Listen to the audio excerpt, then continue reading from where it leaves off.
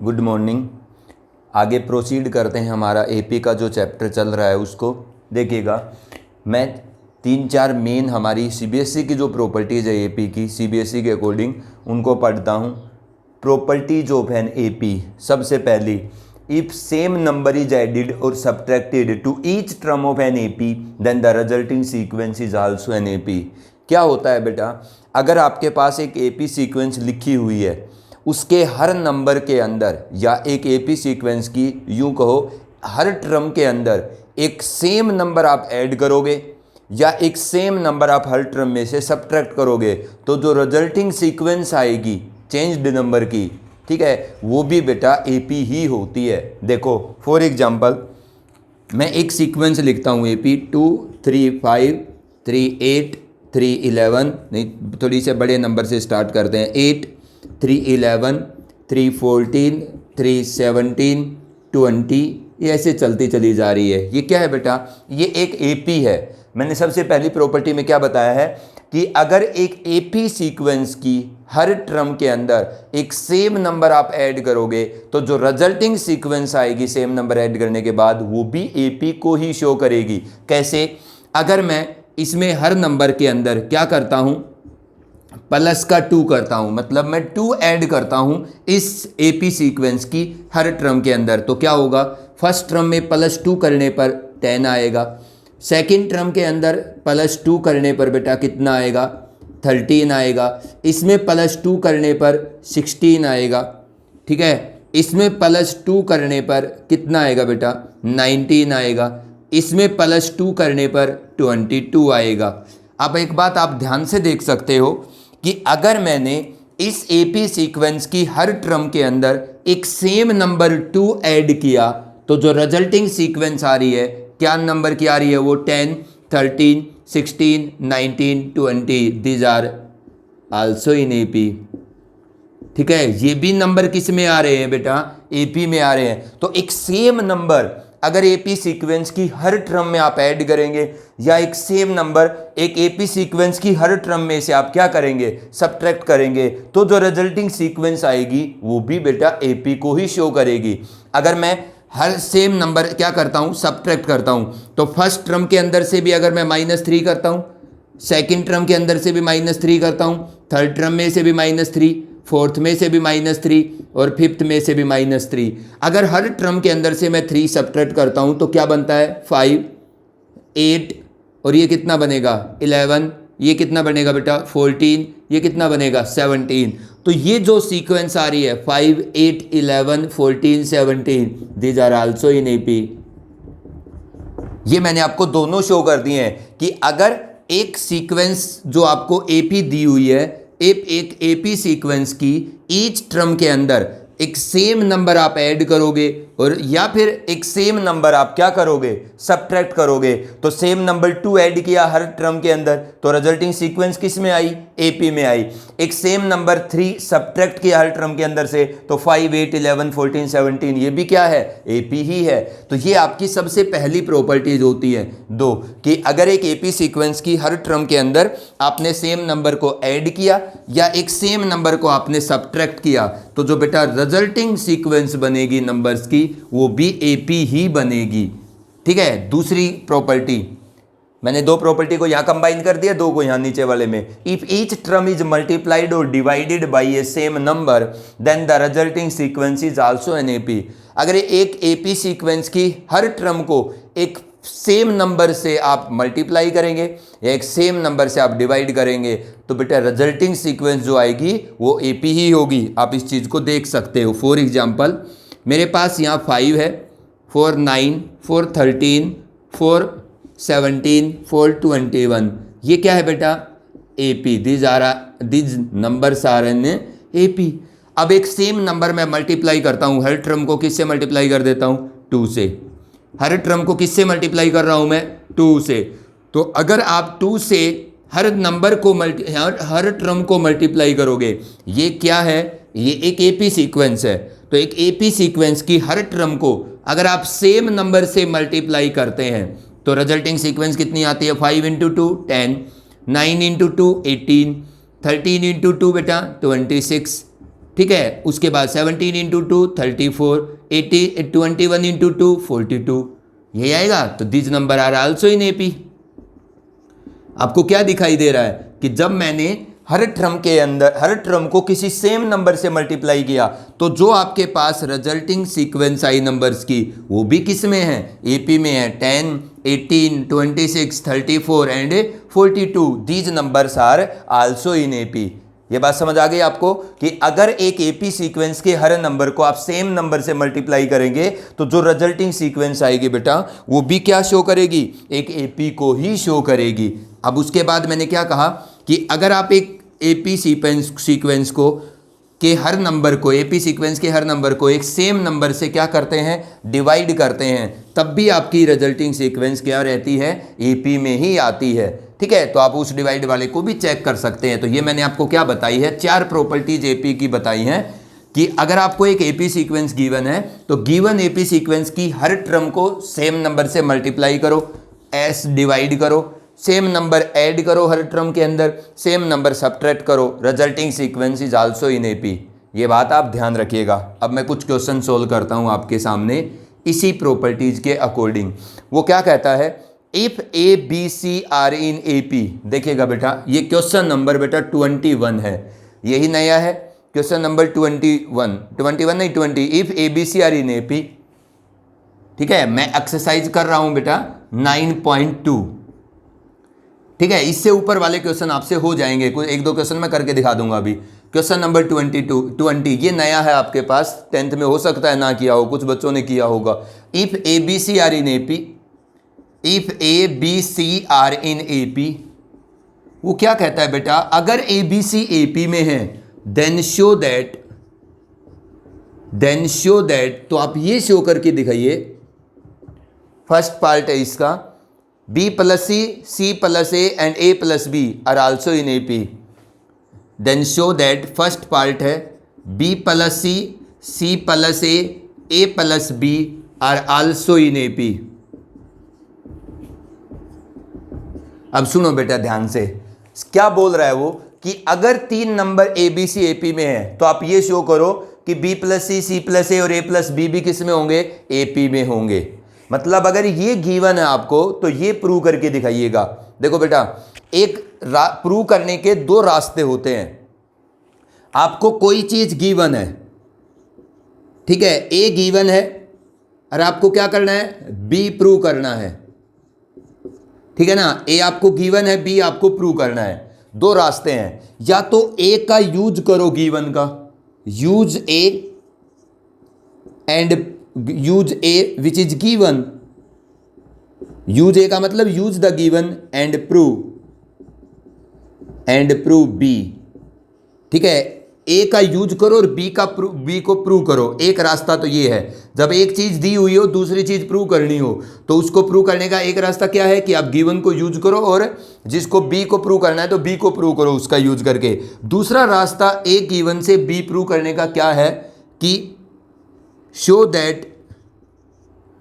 that B exist। आप ये show कर दो कि B एग्जिस्ट करता है if A exist। ठीक है, ये 2 तरीके होते हैं। अगर आपको कोई चीज गिवन है उससे दूसरी चीज प्रूव करवाता है तो या तो आप उस गिवन का यूज करके दूसरी चीज को प्रूव कर दो। ठीक है, दूसरा रास्ता ए गिवन से दूसरी चीज प्रूव करने का क्या है कि आप ये शो कर दो कि भैया ये जो दूसरी चीज है ये तभी एग्जिस्ट कर रही है जब ए चीज एग्जिस्ट करती है।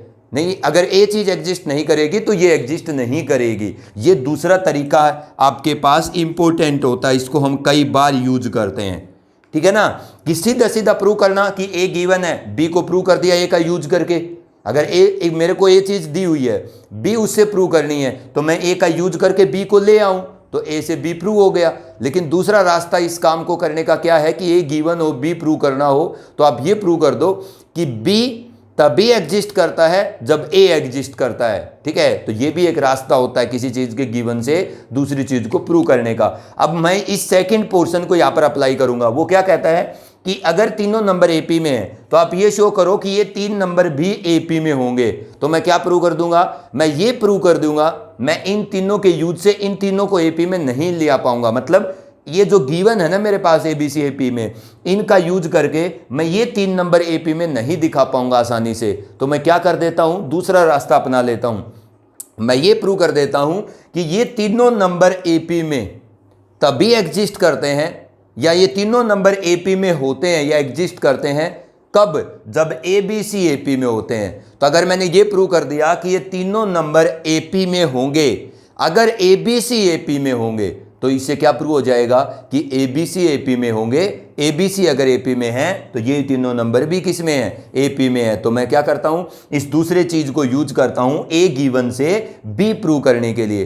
ठीक है, अब मैं क्या करूंगा, मैं ये प्रूव करूंगा कि ये बी प्लस सी प्लस ए और ए प्लस बी एपी में तभी हैं जब एबीसी एपी में है, नहीं तो ये एपी में नहीं होंगे। तो मेरे को ये प्रूव हो जाएगा ना कि एबीसी एपी की मदद से ही ये एपी में आएंगे। अब देखो बेटा, इस चीज को ध्यान रखना, देखो कैसे करते हैं improve.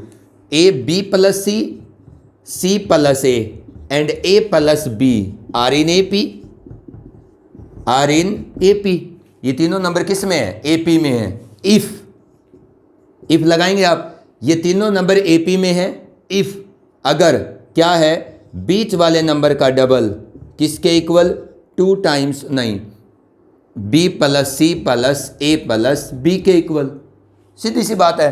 These 3 numbers are in AP, ये तीनों नंबर एपी में होंगे, एपी में हैं। These 3 numbers are in AP if अगर बीच वाले का डबल किसके इक्वल है, फर्स्ट और थर्ड के इक्वल। ध्यान से देखना आप, इसका मतलब if 2c plus 2a is equal to 2b plus a plus c। क्या हो गया बेटा, एक c से c कैंसिल, ठीक है, एक c से c कैंसिल, इसका मतलब c, एक a से a cancel, plus a is equal to 2b।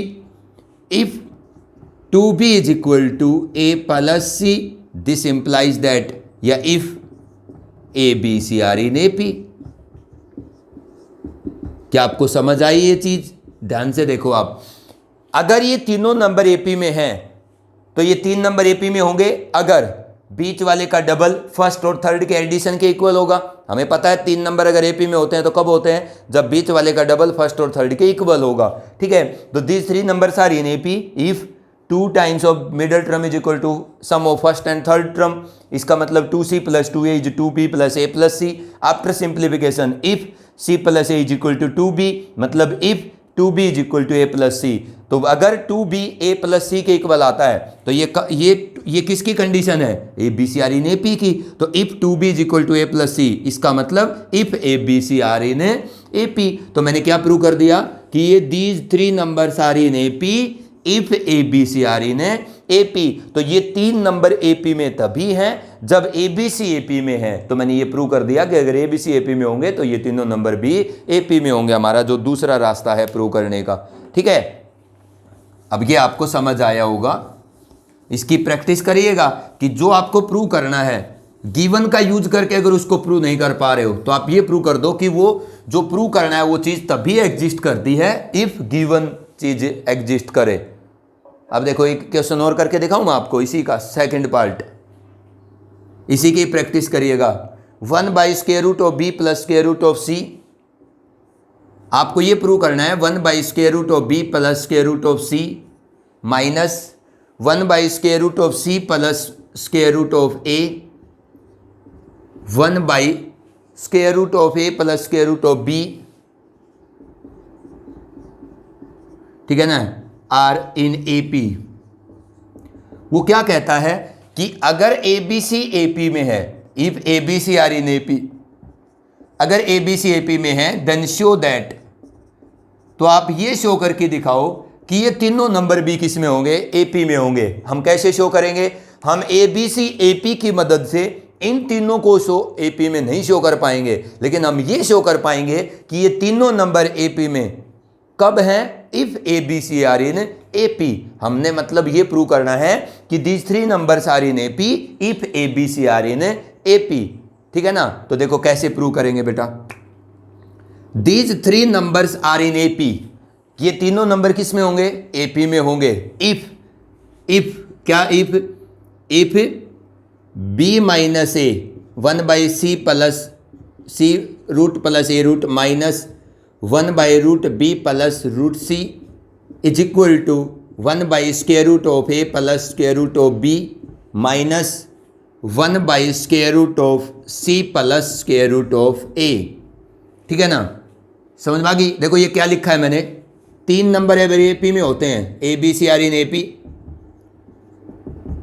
3 number अगर एपी में होते हैं कब, if 2b is equal to a plus C, इसका मतलब यही हुआ ना, इसका मतलब if b plus B is equal to a plus C, इसका मतलब if b minus A is equal to क्या होगा बेटा, c माइनस बी, यही आया ना। ठीक है, 3 नंबर एपी में कब होंगे, जब बीच वाले का डबल फर्स्ट और थर्ड के एडिशन के इक्वल होगा। अगर मैं 2b को b प्लस बी लिख देता हूं तो यहाँ तो a प्लस सी है, a को इधर ले आओ और b को उधर ले जाओ, तो b माइनस ए किसके इक्वल आया, c माइनस बी के। तो 3 नंबर अगर एपी में है तो 2 कंडीशन होती हैं, या तो 2b is equal to a plus C, या b माइनस ए कितना होना चाहिए, c माइनस बी के। ये बात आपको समझ आ गई होगी। ठीक है, इसी से कैलकुलेट किया है मैंने इसको, 2b is equal to a plus C कहो या b minus A is equal to c minus B कहो। तो 3 नंबर अगर एपी में होते हैं तो ये दोनों कंडीशन याद रखनी है। तो 3 नंबर अगर ये तीनों नंबर एपी में है, मतलब ये तीनों नंबर एपी में होंगे इफ, अगर क्या होगा, ये तीनों नंबर अगर एपी में है इफ कब, जब b माइनस ए, ये b है, ये a है, ये इन तीनों नंबर का c है। तो these 3 numbers are in AP if b minus A equal to C minus B. ये तीनों नंबर एपी में होंगे अगर b माइनस ए का सब्ट्रैक्शन किसके इक्वल होता है, c माइनस बी के सब्ट्रैक्शन के इक्वल। इफ दिस, मतलब ये तीनों नंबर एपी में होंगे अगर b माइनस ए किसके इक्वल होगा, c माइनस बी के इक्वल। इफ, अब इसका सॉल्यूशन कर लो, if c square root of c plus square root of a into square root of b plus square root of c is equal to square root of a plus square root of b into square root of c plus square root of a। दोनों side आप LCM लेके solve करो। यहाँ root c plus root a है तो यहाँ इस 1 से कौन मल्टीप्लाई होगा बेटा, root b plus root a minus यहाँ square root of b plus square root of c है तो यहाँ स्क्वायर रूट ऑफ c और plus square root of a multiply होगा तो माइनस हो जाएगा। ये square root of a plus square root of b square root of c plus square root of a, तो square root of c plus square root of a minus square root of a minus square root of b। तो यहाँ से square root of a plus square root of c क्या हो जाएगा, cancel. If, अब इसको solve कर लो आप, a से a कैंसिल, यहाँ क्या कैंसिल होगा, a से a कैंसिल, क्या बच जाता है, मतलब if root b minus square root of c divide by square root of b plus square root of c is equal to square root of c minus square root of b divide by square root of a plus square root of b। मतलब these 3 numbers are in AP if these 2 are equal. If, उससे आगे और solve कर सकते हैं हम, क्या करेंगे बेटा, अब इसको यहाँ root b minus root c आता है, यहाँ root a plus root b आता है। मैंने कुछ गड़बड़ तो नहीं लिख दिया, ये नंबर जो लिखे बी सी सी ए और ए बी, तो B C C A and A B, यहाँ क्या सब्ट्रैक्ट होगा, a प्लस बी, गलत लिख दिया, c प्लस ए माइनस ए माइनस बी, तो a कैंसिल हुआ, c माइनस बी बचा, ये सही है। यहाँ मैंने कुछ गलत कर दिया, c प्लस ए b प्लस c, तो यहाँ b प्लस c, ठीक है बेटा, ये बच जाएगा, c कैंसिल होगा यहाँ। ठीक है, मेरे थोड़ा सा गलती हो गई यहाँ पर, ये b माइनस ए बचेगा यहाँ। ठीक है, अब देखो root b minus root a इसके साथ मल्टीप्लाई होगा, square root of b plus square root of c इसके साथ मल्टीप्लाई होगा, ये दोनों मल्टीप्लाई होंगे तो ये square root of b plus square root of a है, ये square root of b minus square root of a है, तो a plus B into A minus B क्या आएगा, a स्क्वायर, तो रूट b का स्क्वायर माइनस b स्क्वायर, तो root a का स्क्वायर a हो जाएगा। ये square root of c plus square root of b, ये square root of c minus square root of b, तो a plus B into A minus B, A square क्या होगा, c square का root a c आएगा, minus b square क्या होगा, root b का square, वो b आएगा। इफ इस b को अगर मैं इधर लाता हूँ तो 2b और a को उधर ले जाता हूँ तो a प्लस c। मतलब these 3 numbers are in AP if b minus A equal to c minus B. इसका मतलब सोल्व करते करते if A B 2b is equal to a plus c, मतलब this implies that if a b c are in AP. ये मैंने आपको क्या कर दिया, ये शो कर दिया है कि these 3 numbers are in AP if A B C are in AP. तो हमने ये प्रूव कर दिया कि ये तीनों नंबर एपी में तभी होंगे, ठीक है, जब आपके ए बी सी एपी में होगा। तो वो यही तो कह रहा है कि आप ये प्रूव करो कि अगर ए बी सी एपी में होंगे तो ये 3 नंबर एपी में होंगे। तो हमने प्रूव कर दिया कि अगर ए बी सी एपी में होंगे तभी ये नंबर एपी में होंगे। ठीक है, अब इसकी प्रैक्टिस कर सकते हैं। एक क्वेश्चन, एक पार्ट, 4th पार्ट और करता हूं मैं इसी क्वेश्चन का, आप इसकी प्रैक्टिस कर लीजिए। ये नई चीज आपके लिए, A B plus C by B C, मतलब यही क्वेश्चन है। वो क्या कहता है कि अगर A B C A P में है तो आप ये प्रूव करो कि A into B plus C by B C, ठीक है, B into C plus A by A C, C into A plus B by A B are also in A P, are in A P या also in A P, कुछ जो दिया बोल रहा है वो। तो आपसे वो क्या कह रहा है कि अगर A B C A P में है तो आप ये प्रूव करके दिखाओ कि ये तीनों क्या होंगे, ए पी में होंगे। ठीक है, तो these 3 numbers are in A P if, ठीक है, देन आप देखिएगा ध्यान से, ये तीनों नंबर अगर ए पी में हैं, ठीक है ना, if and only if, then अगर ये तीनों नंबर एपी में हैं, then A B plus A C by B C, B C plus A B by A C plus B C by A B are also in A P, are in A P. अगर ये तीनों number AP में है तो इनकी simplified number भी क्या होंगी, एपी में होंगी।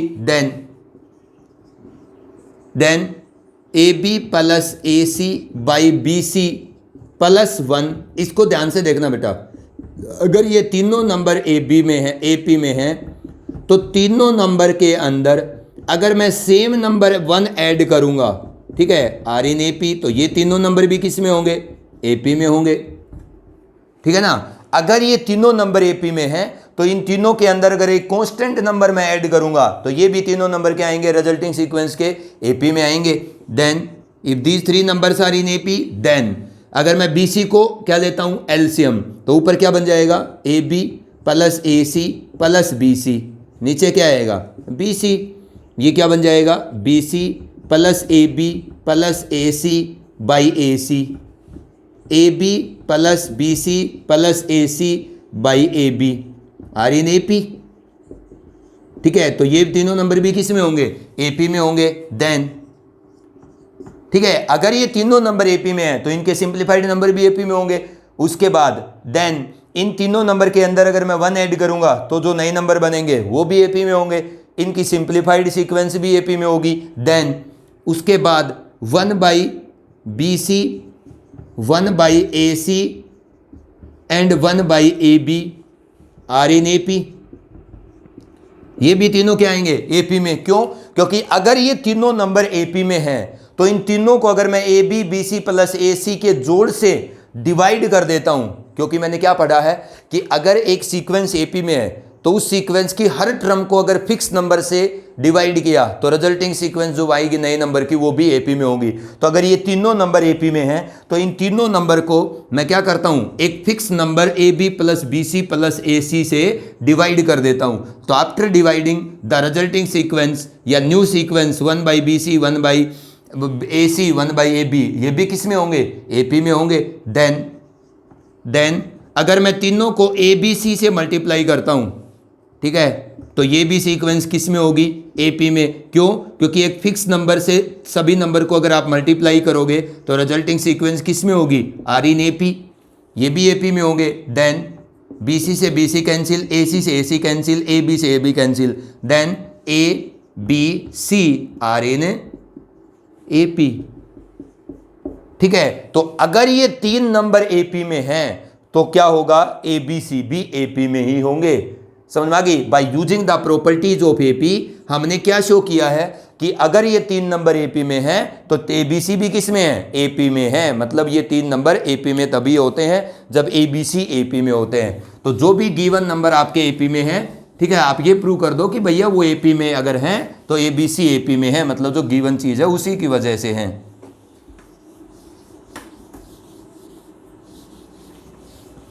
ठीक है, तो मैंने एक पार्ट आपके लिए छोड़ा है, इसी तरीके से आप प्रॉपर्टीज का यूज करके उसको प्रूव करिएगा। ठीक है, अब इसका क्वेश्चन नंबर 21 करता हूं मैं। आज इसी के दोनों क्वेश्चन आपने करने हैं। 21 देखो क्या कहता है, if A square B square C square are in AP. अब वो स्क्वायर में देता है, if A square B square and C square are in AP. अगर ये 3 नंबर का स्क्वायर किस में है, ये तीनों एपी में है, तो आप ये शो करो कि 1/b + c 1/c + a और 1/a + b।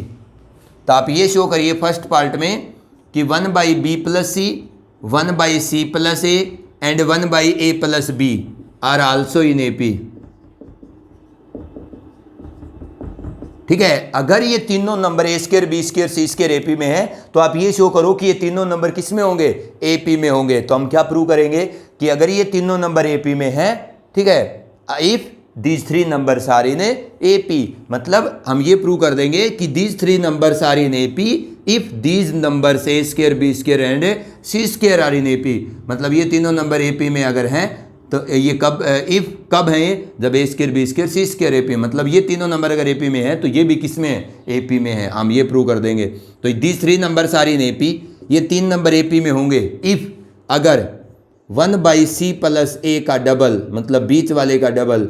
ठीक है, या आप यूं करिएगा कि ये तीनों नंबर अगर एपी में है, इफ कब, जब 1/c + a मतलब b - a, b - a का मतलब 1/b + c is equal to a - a + b - c + a। मैंने दूसरी कंडीशन लगाई है, अगर a b c are in AP, ठीक है, तो ये तीनों नंबर अगर एपी में है, ठीक है, इफ अगर क्या हो, अगर ये तीनों नंबर एपी में होंगे, कब होंगे, जब b - a किसके बराबर होगा, c - b के।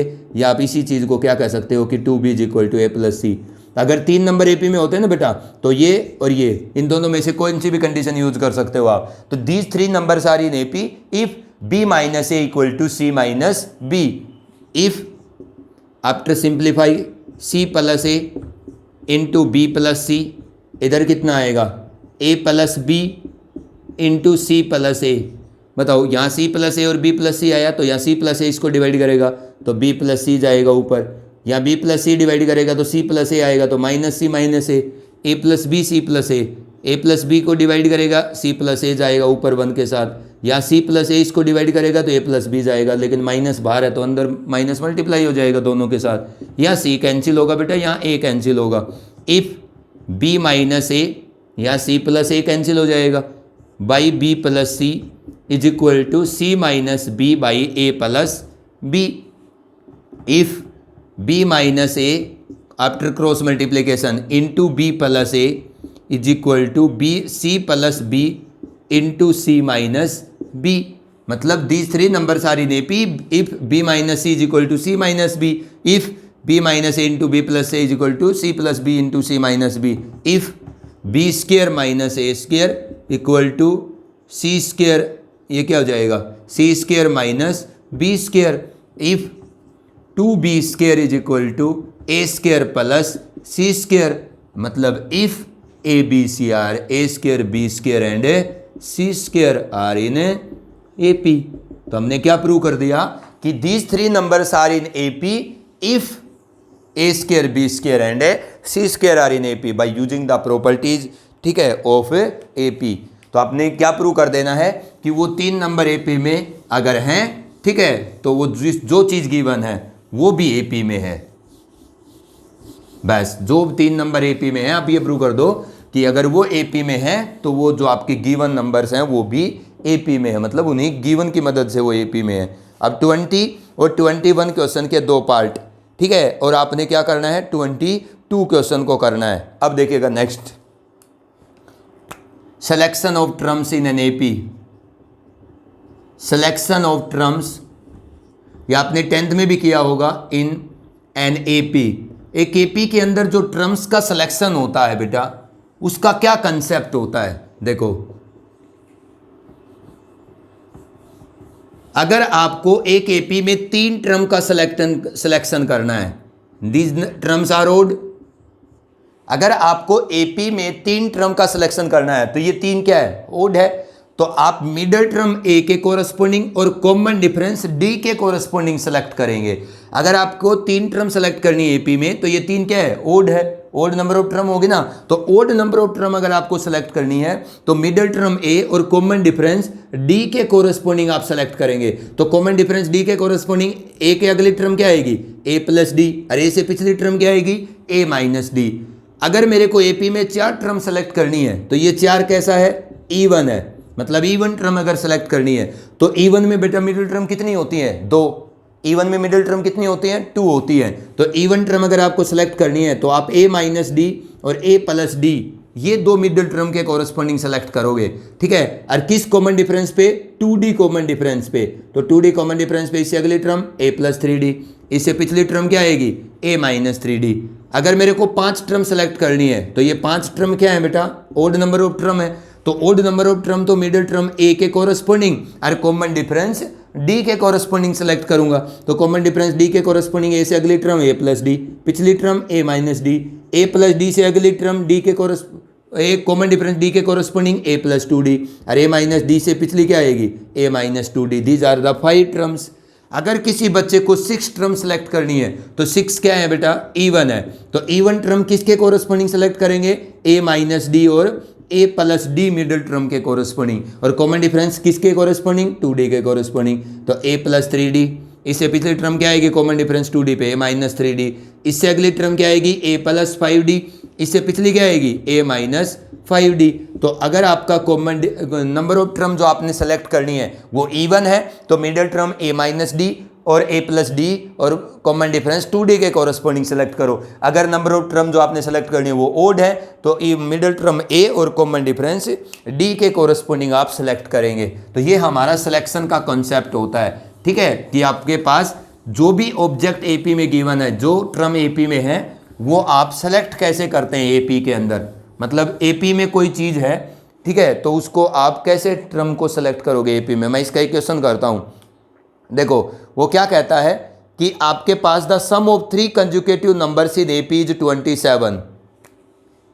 ये मैं क्वेश्चन नंबर बता देता हूँ, 9.2 एक्सरसाइज का 23 है। The sum of 3 consecutive numbers,